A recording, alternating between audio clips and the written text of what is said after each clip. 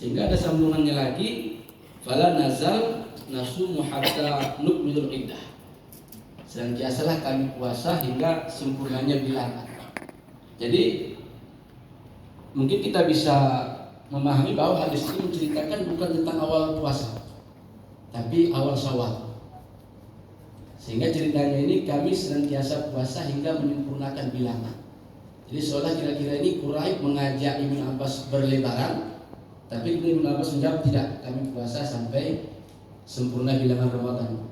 Jadi hadis ini walaupun tadi ada semacam keraguan, apakah ini betul hadis perkataan Rasul atau hanya akar sahabat yang diceritakan oleh Ibnu Abbas, tapi setidaknya sampai saat ini belum ada yang membantah ini. Sejauh pengetahuan saya belum ada membantah hadis ini. Artinya ini menceritakan bahwa adanya ikhtilaf matali antara Damaskus dengan Madinah. Nah, kemudian kita lihat di matan kitab Fathul Mu'in juga yang dijadikan sebagai dalil tadi, wa idza thabata ru'yatu bi baladin lazimah hukmuhul balad qariba. Apabila isbat ru'yah itu di satu balad, maka wajib hukumnya kepada balad yang dekat. Dunal ba'id, tidak yang jauh. Jauh ini kemudian dibuat penilaian dengan ikhtilaf matali menurut pendapat asal. Saya sependapat dengan Tengku Iqbal tadi. Ikhtilaf matali lah sebagai penanda jauh dan dekatnya sesuatu balad itu.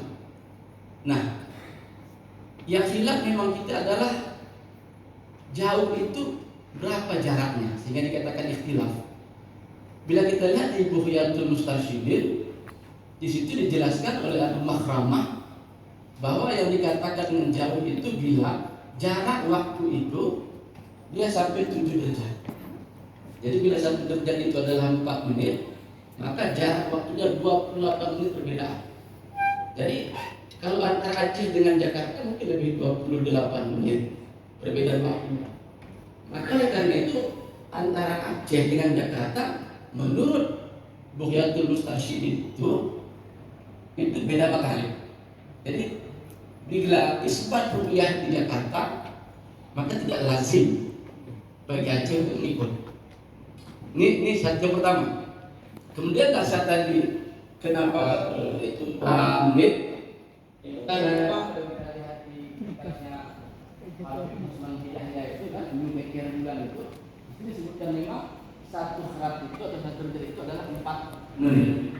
Jadi satu derajat perjalanan adalah 4 menit. Jadi itu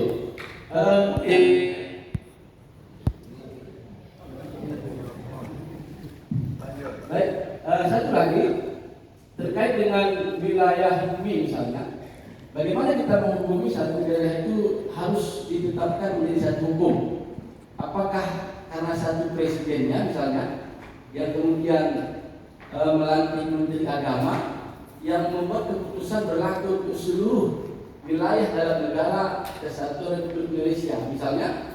Ini juga kalau kita tinjau dalam konteks hukum fikih juga tidak mesti sesungguhnya, karena Muawiyah itu juga adalah khalifah pada masa itu yang dikuasanya sampai ke Madinah, tapi toh Ibnu Abbas tidak mengikutinya, tetap hakada amaran Rasulullah.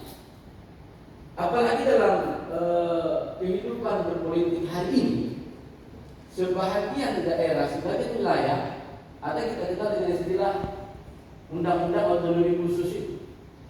Artinya dengan makna bahwa Aceh misalnya dia punya kekhususan sendiri sehingga ada mahkamah syariah yang mungkin agak berbeda dengan pengadilan agama di daerah-daerah lain.